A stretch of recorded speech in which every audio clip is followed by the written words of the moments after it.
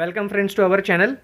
ये systematic living organism का third part है। इसमें हम देखेंगे किंगडम प्रोटिस्टा के बारे में डिटेल में।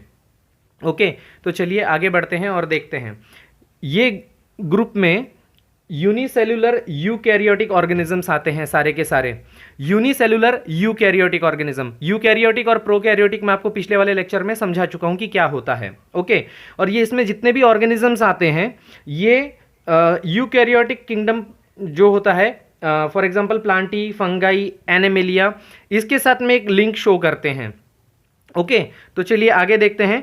प्लांट्स लाइक प्रोटिस्टा क्या होता है? इनको क्रीजोफाइट्स भी कहा जाता है और कॉमनली इन्हें फाइटोप्लैंक्टन्स भी कहा जाता है। फाइटोप्लैंक्टन्स मतलब समुद्र में पाए जाने वाले अल्गीज वगैरह। ओके, ये माइक्रोस्कोपिक इन नेचर होते हैं, ये माइक्रोस्कोप में देखने पर दिखते हैं और मोस्टली ये फोटोसिंथेसिस करते हैं और मेजरली ये ओशंस के अंदर पाए जाते हैं, समुद्र के अंदर या फिर फ्रेश वाटर के अंदर ये पाए जाते हैं। इनमें ज़्यादातर जो है डाइटम्स होते हैं। डाइटम्स यानी जो एक डाइटम एक अलगी का प्रकार है। Most of them are referred as to diatoms. Okay, और ये डाइटम्स का जो बॉडी वॉल है वो 2 soap box like fitting silica cover से बना हुआ होता है। 2 soap box like silica cover से इनका बॉडी कवर रहता है। मैं इसके लिए आपको एक इसका डायग्राम दिखाता हूं जिससे आपको समझ में आएगा कि डाइटम्स किसे कहा जाता है। ये देखिए, ये होता है डाइटम्स। ओके, ये इस तरह से सिलिका कवर से कवर्ड होता है। 2 soap box like silica cover. इसका ऊपर का जितना भी ये पोर्शन आप देख रहे हैं ना, ये सिलिका से बना हुआ होता है। और जब इनकी डेथ हो जाती है या ये मर जाते हैं तो ये काफ़ी लंबे समय तक जो है वैसे ही पड़े रह जाते हैं। इनके जो शेल्स होते हैं, सिलिका शेल्स, ये काफ़ी लंबे समय तक पड़े रह जाते हैं। उसी से डाइटेमेशियस अर्थ नाम का एक मटेरियल बनाया जाता है। ओके, तो ये जो शेल्स इनके काफ़ी सालों तक ऐसे ही पड़े रह जाते हैं, उससे डाइटेमेशियस अर्थ नाम का एक मटेरियल बनाया जाता है। ये जो है ग्रैनुलर फॉर्म में होता है। डाइटेमेशियस अर्थ ग्रैनुलर फॉर्म मतलब दानेदार इसमें फॉर्म में होता है, जिसकी वजह से इसका यूज़ पॉलिशिंग और फिल्ट्रेशन के लिए किया जाता है। ओके, तो चलिए देखते हैं एनिमल लाइक प्रोटिस्टा। तो चलिए देखते हैं एनिमल लाइक प्रोटिस्टा क्या होता है। एनिमल लाइक प्रोटिस्टा, इनको प्रोटोजोअन्स भी कहा जाता है और इनके अंदर जो सेल वॉल होती है वो नहीं होती है। ये ज़्यादातर हेटेरोट्रॉप्स होते हैं। मैं आपको पिछले लेक्चर में हेटेरोट्रॉप्स, ऑटोट्रॉप्स, कीमोट्रॉप्स ये समझा चुका हूँ, तो आप पिछला वीडियो देख सकते हैं उसके लिए। तो मोस्टली ये हेटेरोट्रॉप्स होते हैं। ओके, जो अपना फूड मतलब खुद सिंथेसिस नहीं करते एनिमल लाइक प्रोटिस्टा में। ओके, और ऐसा माना जाता है कि ये सबसे पुराने एनिमल फॉर्म के रूप में ये सबसे पहले आए थे, सबसे प्रिमिटिव एनिमल फॉर्म के रूप में है। ओके, अब इसमें एक आता है कि एमेबॉइड प्रोटोजोन्स होते हैं, एमेबॉइड प्रोटोजोन्स। ओके, इनके अंदर सूडोपोडिया होता है जिसकी वजह से वो चल सकते हैं। लोकोमोटरी ऑर्गन होता है सूडोपोडिया। सूडोपोडिया मतलब नकली पैर, मतलब पैर होते नहीं हैं बट लेकिन उसकी मदद से वो थोड़ा चल सकते हैं। तो जैसे मान लीजिए ये अमीबा है, ये उसका फूड आ रहा है तो ये सूडोपोडिया की मदद से आगे की तरफ आकर के ये पूरा अपना जो फूड वैक्यूल्स है इसको अंदर की तरफ ला लेते हैं। ओके, तो ये सूडोपोडिया अमीबा में होता है। ओके, तो अमीबॉइड प्रोटोजोन्स होते हैं। ओके, वैसे तो अमीबिया को फ्री लिविंग फॉर्म में माना जाता है, लेकिन जो एंट एमेबिया होता है ये एक एंडोपैरासाइट होता है जिसकी वजह से एमेबिक डिसेंट्री लगती है। डिसेंट्री का मतलब होता है लूज मोशंस। ओके, इस बैक्टीरिया की वजह से इस अमीबिया की वजह से जो है अमेबिक डिसेंट्री होती है, लूज मोशन करता है। तो ये एक एंडोपैरासाइट है, क्योंकि अमीबिया वैसे भी फ्री लिविंग माना जाता है, फ्री लिविंग फॉर्म में होता है। फ्री लिविंग मतलब वो किसी के ऊपर डिपेंडेंट नहीं है, लेकिन जो पैरासाइट्स होते हैं वो दूसरों के ऊपर डिपेंड होते हैं और उनके ऊपर वो जिंदा रहते हैं। ओके, तो ये जो एंट एमीबा है ये एंडोपैरासाइट है जिसकी वजह से एमेबिक डिसेंट्री होती है। उसके बाद आता है फ्लैजेलेटेड प्रोटोजोअन्स आते हैं जिनके अंदर लोकोमोटरी ऑर्गन के रूप में फ्लैजिलाज होते हैं। आपने देखा होगा कोई भी एक और मतलब एक ये है। ओके, तो इसके अंदर एक इस तरह से एक ये होता है, थ्रेड लाइक स्ट्रक्चर होता है, तो इसी को फ्लैजेला कहा जाता है।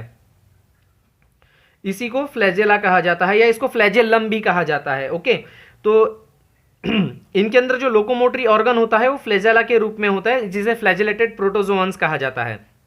ये हम अभी आगे देखेंगे। उसके बाद में ट्राइपैनोसोमा करके एक फ्लैजेलेटेड पैथोजन है जिसकी वजह से स्लीपिंग सिकनेस एक डिसीज होती है। ये फ्लैजेलेटेड पैथोजन है, मतलब एक और ये है ऑर्गेनिज्म है जिसकी वजह से स्लीपिंग सिकनेस ये डिसीज होता है। स्लीपिंग सिकनेस का मतलब ये नहीं कि नींद नहीं आएगी, ओके।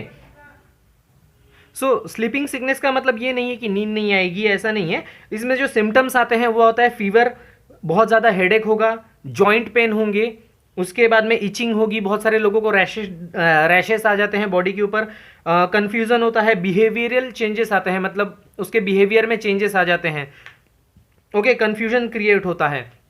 तो ये स्लीपिंग सिकनेस होता है।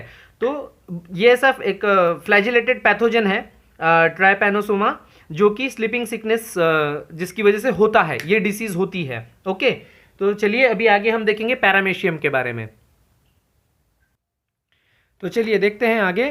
तो ये है पैरामेशियम। पैरामेशियम जो है वो एक सीलिएटेड प्रोटोजोआन है जिसमें वो लोकोमोशन के लिए, मतलब चलने फिरने के लिए सीलियास का प्रयोग करते हैं। ये देखिए, ये जो बाहर की तरफ आप ये जो छोटा छोटा स्ट्रक्चर देख रहे हैं, ये वाला छोटा छोटा स्ट्रक्चर, इसी को सीलिया कहा जाता है और इसी की मदद से वो मूव करता है, ओके। पैरामेशियम में गुलेट होता है, जो आप ये देख रहे हैं, ये कैविटी है जो कि सेल के सरफेस के ऊपर यहाँ पर आकर ओपन होती है, ओके। इसे ओरल ग्रूव, यहाँ पे ओरल ग्रूव कहा जाता है। इसी के थ्रू खाना अंदर जाता है, ओके।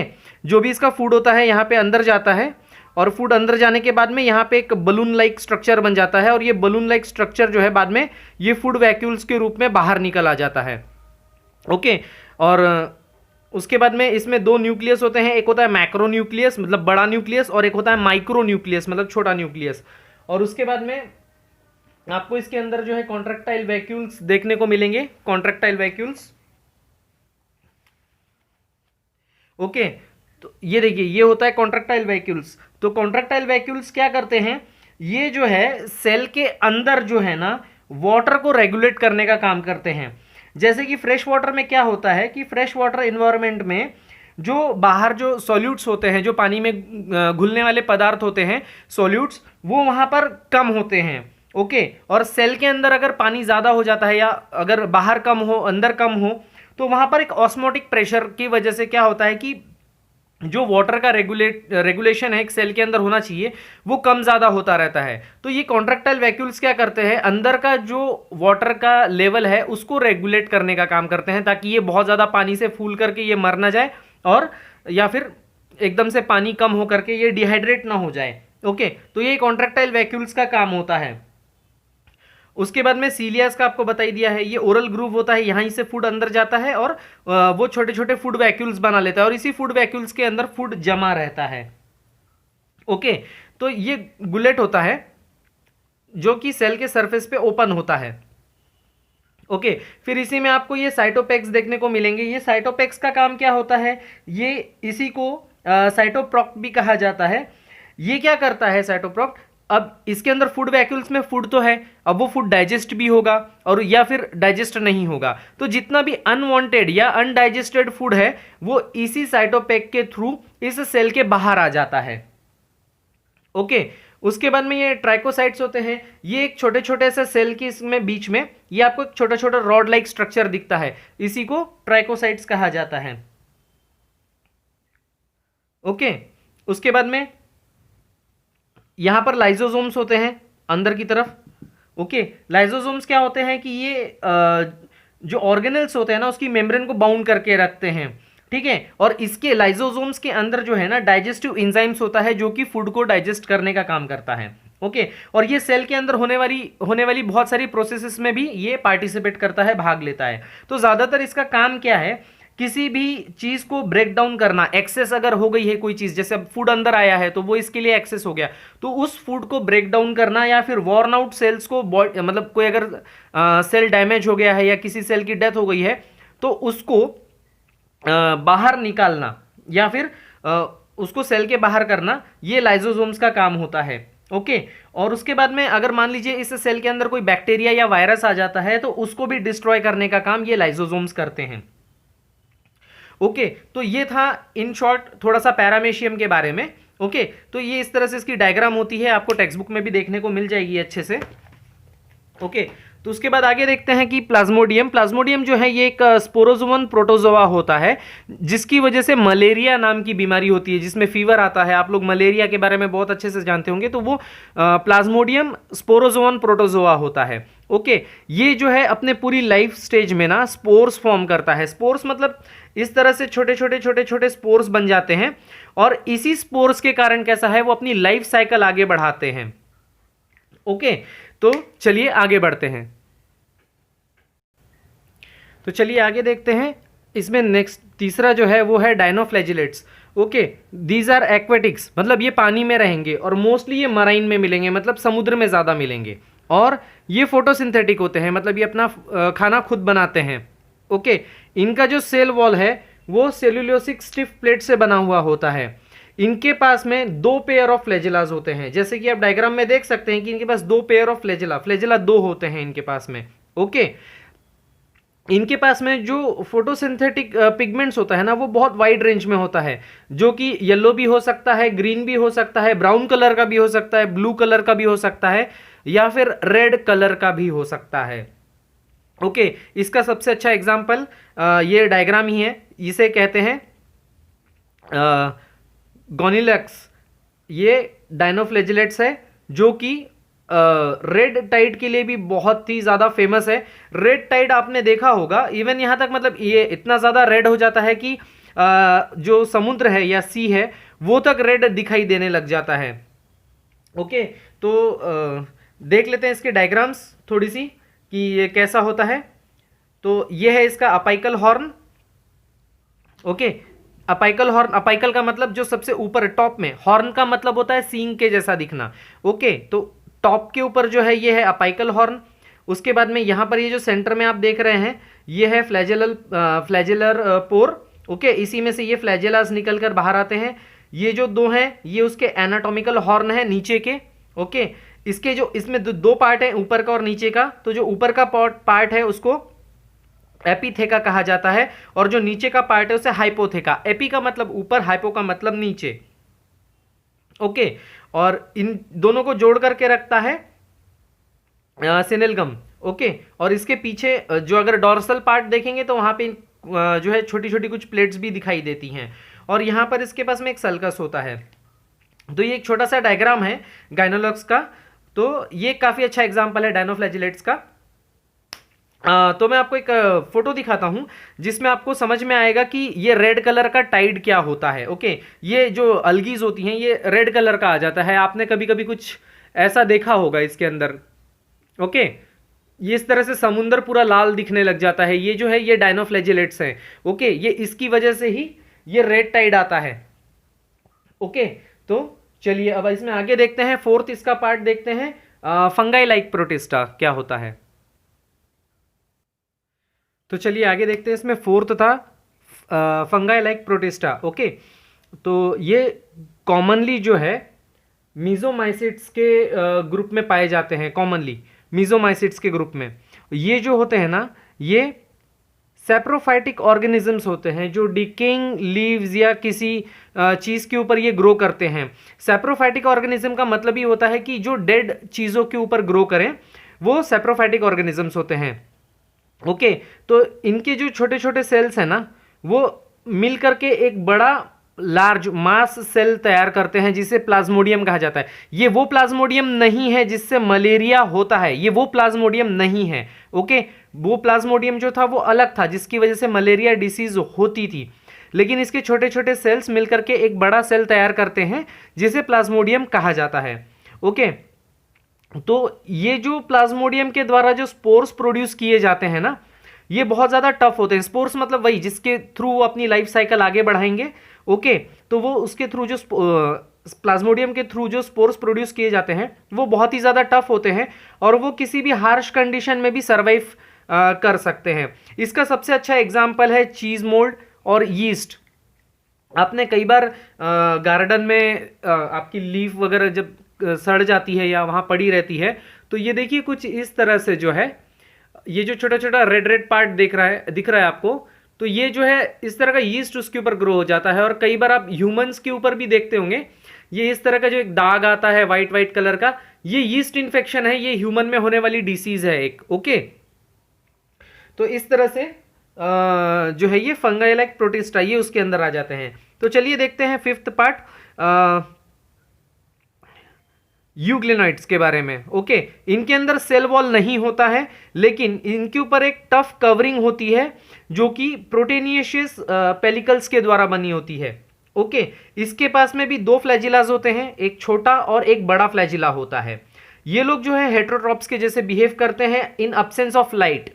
अगर लाइट वहां पे नहीं है तो ये हेट्रोट्रॉप्स के जैसे बिहेव करते हैं, मतलब ये अपना खाना खुद नहीं बना पाते हैं, दूसरों के ऊपर डिपेंड हो जाते हैं। लेकिन इनके पास में हायर प्लांट्स के जैसे फोटोसिंथेसिस के लिए पिगमेंट्स इनके पास प्रेजेंट होते हैं। अगर लाइट मिलती है तो ये अपना खाना खुद से बनाना शुरू कर देते हैं। इसका सबसे अच्छा एग्जांपल है यूग्लिना। ये उसका डायग्राम है, आप इसमें देख सकते हैं कि इसके पास में ये फ्लैजेलम है। ओके, एक छोटा और एक बड़ा फ्लैजेला होता है। यहां पर आप देख सकते हैं कि इसके पास फोटो रिसेप्टर है। फोटो रिसेप्टर का मतलब लाइट को डिटेक्ट कर लेने वाला। अगर लाइट इसको मिल जाता है तो ये अपना इसके अंदर क्लोरोप्लास्ट भी होता है जिसके थ्रू ये फोटोसिंथेसिस करते हैं, जो कि एक फोटोसिंथेटिक पिगमेंट कहा जाता है। उसके बाद में इसके अंदर भी एक कॉन्ट्रैक्टाइल वैक्यूल्स आपको मिलेंगे। कॉन्ट्रैक्टाइल वैक्यूल्स मैंने आपको अभी थोड़ी देर पहले ही बताया कि जो सेल के अंदर वाटर को रेगुलेट करने का काम करते हैं। ओके, इसके पास फिर माइटोकॉन्ड्रिया भी है। माइटोकॉन्ड्रिया के अंदर सॉरी जो है सेल का power house of the cell भी कहा जाता है माइटोकॉन्ड्रिया को, क्योंकि इसी के थ्रू उसको एनर्जी मिलती है। ओके, तो इसके बाद में यहां पे आ गया इसका ये न्यूक्लियस, और न्यूक्लियस के अंदर होता है न्यूक्लियोलस। ओके, तो ये जो न्यूक्लियोलस होता है ना, ये आरएनए और प्रोटीन को मिलकर के बनता है न्यूक्लियोलस। ओके, उसके बाद इसके अंदर ये जो छोटे छोटे आप डॉट्स देख रहे हैं, ये स्टोर्ड कार्बोहाइड्रेट है जिसकी मदद से इसको एनर्जी मिलती रहती है। और उसके बाद में यहां पर देख सकते हैं आप, ये है एंडोप्लाज्मिक रेटिकुलम। एंडोप्लाज्मिक रेटिकुलम क्या होता है, क्या मदद करता है ये सेल में? ज्यादातर क्या होता है कि ये जो प्रोटीन होता है ना, इनके अंदर जो प्रोटीन होता है, उस प्रोटीन के सिंथेसिस में, उसके फोल्डिंग में, उसके मॉडिफिकेशन में, उसके ट्रांसपोर्टेशन में ये एंडोप्लाज्मिक रेटिकुलम हेल्प करता है। ओके, उसके बाद आप यहां पे देखेंगे गोल्गी एपरेटस। ओके, इसी को गोल्गी कॉम्प्लेक्स भी कहा जाता है या गोल्गी बॉडी भी कहा जाता है। ओके, ये क्या करता है, जो प्रोटीन होता है इनके अंदर का, वो प्रोटीन जो है ना एक वेसिकल के अंदर मेम्ब्रेन में उसको बाउंड करता है। ओके, पैकेट्स बनाना चालू कर देता है उसके वेसिकल्स के अंदर, और वो प्रोटीन अपने डेस्टिनेशन पे या अपने जहां उसको जाना है, उसको काम करना है, वहां जाने से पहले ये उस गोल्गी एपरेटस जो है उस प्रोटीन को जो है ना वेसिकल्स के अंदर पैकेट बना करके रख देता है, उसके छोटे छोटे छोटे। ओके, तो ये था यूग्लिना। ओके, तो इसके बाद में किंगडम फंगाई बचता है।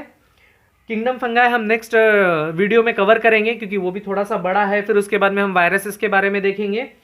किंगडम प्लांटी और किंगडम एनिमेलिया के बारे में तो अलग से दो चैप्टर ही हैं। किंगडम प्लांटी पूरा एक अलग चैप्टर है और किंगडम एनिमेलिया भी पूरा एक अलग चैप्टर है। तो उसे हम किंगडम प्लांटी को भी एक पूरा उसके ऊपर एक अलग वीडियो ही बनेगा। मे बी शायद उसके ऊपर भी दो वीडियो बन सकते हैं क्योंकि बड़ा टॉपिक है। लेकिन अगले वीडियो में हम देखेंगे किंगडम फंगाई के बारे में और उसके बाद में कुछ वायरसेस के बारे में। तो उसके बाद में ये सिस्टमैटिक्स ऑफ लिविंग ऑर्गेनिजम्स का ये पूरा पोर्शन कवर हो जाएगा। सो गाइज होप करता हूँ कि आप लोगों को समझ में आया होगा, और मिलते हैं फिर नेक्स्ट वीडियो में नेक्स्ट टॉपिक के साथ, जो कि हम पढ़ेंगे किंगडम फंगाई। तब तक के लिए जय हिंद।